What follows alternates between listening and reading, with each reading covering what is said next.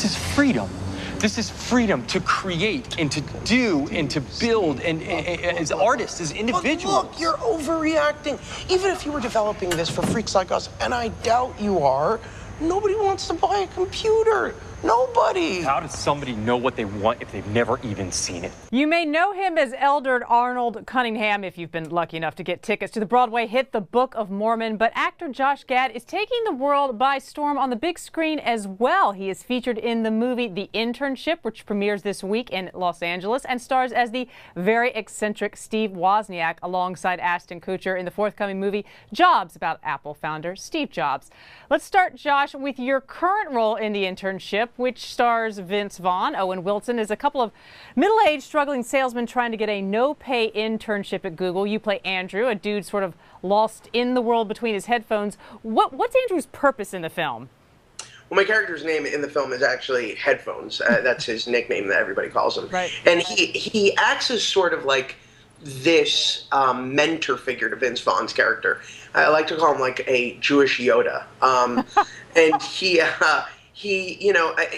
he sort of like empowers him, if you will, to find his inner intern and to really kind of win over his superiors. And the opportunity to work with Vince Vaughn and Owen Wilson, who I grew up loving and watching over and over again in Wedding Crashers, was such an immense gift as a performer, because I got to just play with them and improv and spar with these masters of comedy. Any job hazards of working with headphones on the whole time? I mean, how could you hear the directors? I couldn't. And like Sean Levy would get angry because I couldn't hear it. And I'm like, well, then you shouldn't name a character Headphones and put him in headphones. Right. Now, let me ask you this. By the way, you haven't said anything about my new look. Well, I'm getting to that. Is this you're getting a makeover of sorts, or maybe you've already done it, sponsored by Axe Deodorant? Is that right? Shame on you, Wall Street Journal. Yeah. Gotten the makeover. Gotten the makeover. It's done. That's what you call the summer of the Neanderthal. Between my look as Headphones in The Internship and my look as Wozniak in Jobs, I literally was rocking so much hair that I didn't know what to do with myself. And so I think Axe Hair saw clips of them and felt really badly for me, like Oprah would, one of the clients that she brings on to her makeover shows. And so they put some Axe Clean Cut look pomade on my hair and made it into what you see now, which is kind of this like refined, chubby Don Draper look. Yeah, that's what I was thinking. I was thinking Don Draper.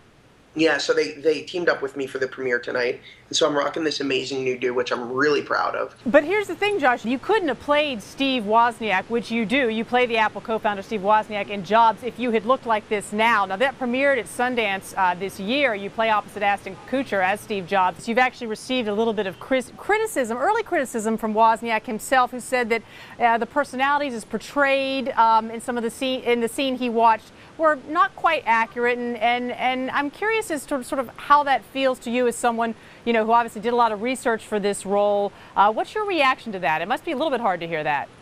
No, not at all. I love and respect Steve Wozniak. Otherwise I wouldn't have signed on to play him.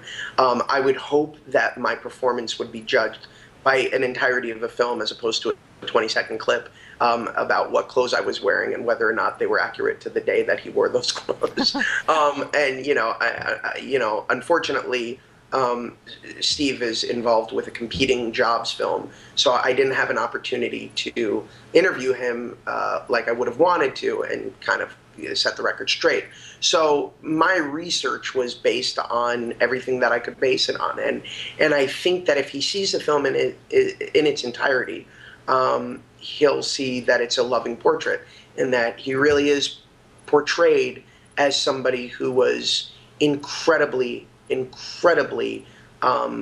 caring and an incredibly sympathetic personality.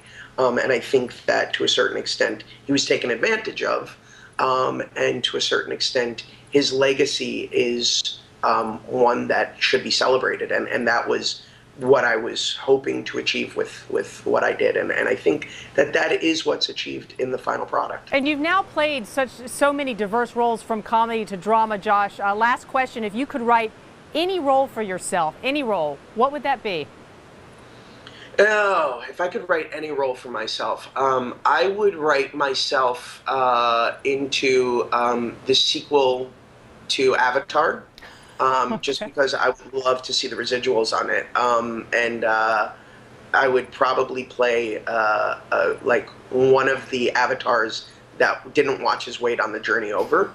And so, like, part of what he deals with in Pandora is kind of, how does one lose weight in a jungle where you can eat whatever you want, and nobody is accounting for it. All right, folks, you heard it here first. Your dream role. Josh Gad, that's going to live with you forever. Thanks for being with us here. Thank you so much. Have a great one. You too.